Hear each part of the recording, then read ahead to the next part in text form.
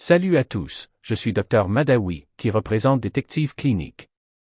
Aujourd'hui, on enfile notre fameux imperméable d'enquêteur pour s'attaquer à l'un des plus grands mystères médicaux, l'anévrisme de l'aorte abdominale, le fameux AAA. Procédons avec méthode. Bienvenue dans ce guide de préparation aux examens. L'idée aujourd'hui, ce n'est vraiment pas de réciter un manuel, mais plutôt d'extraire les informations à très haut rendement sur la TA. On va décortiquer les faits essentiels pour que, le jour J, face à une vignette clinique un peu tordue, la résolution se fasse en un claquement de doigts. Chaque symptôme, chaque facteur de risque, c'est un indice vital sur notre scène de crime. Alors, au menu de notre investigation aujourd'hui, on commence avec le mystère intorsique, on dresse le profil du suspect, on passe en revue les indices cliniques, on s'attaque à des cas pratiques et on termine sur la résolution et le traitement. Première partie, le mystère aortique, comprendre la pathologie. Avant de courir après le coupable, il faut comprendre l'arme du crime. Donc, à l'origine de l'AA, c'est l'athérosclérose. C'est elle qui crée une véritable zone de faiblesse dans la paroi du vaisseau sanguin. Ce dépôt va littéralement élargir le diamètre de l'aorte. Et l'attention, voici le premier chiffre diagnostique absolument crucial à retenir pour les examens. Pour qu'on parle officiellement d'anévrisme de l'aorte abdominale, le diamètre doit atteindre au moins 3 cm, c'est le seuil magique. Deuxième partie, le profil du suspect, identifier le patient à haut risque.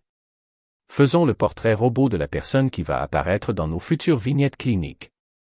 Alors, qui est notre suspect numéro 1? Les facteurs de risque classiques sont hyper clairs.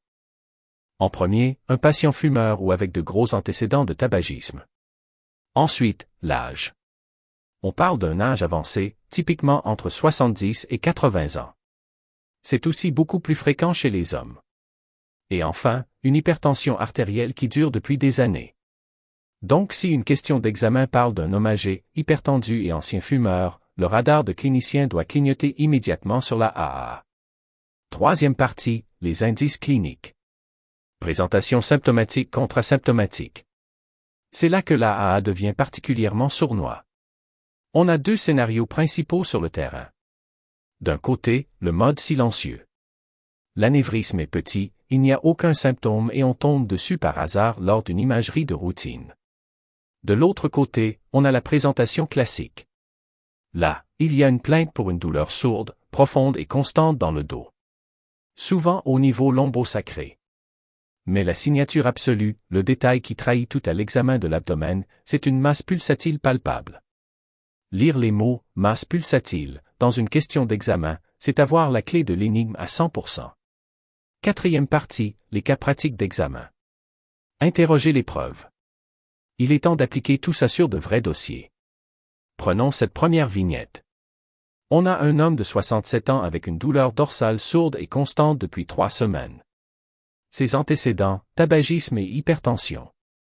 À l'examen 1, sa tension est de 170 sur 93 et on note une masse pulsatile non sensible dans la région épigastrique. C'est littéralement le cas d'école. On a l'âge, les facteurs de risque, la douleur dorsale typique et cette fameuse masse. Alors, quel diagnostic on doit envisager à ce stade? Face à de telles preuves, c'est évident. C'est un anévrisme de l'aorte abdominale. Le profil colle parfaitement aux empreintes digitales de la pathologie.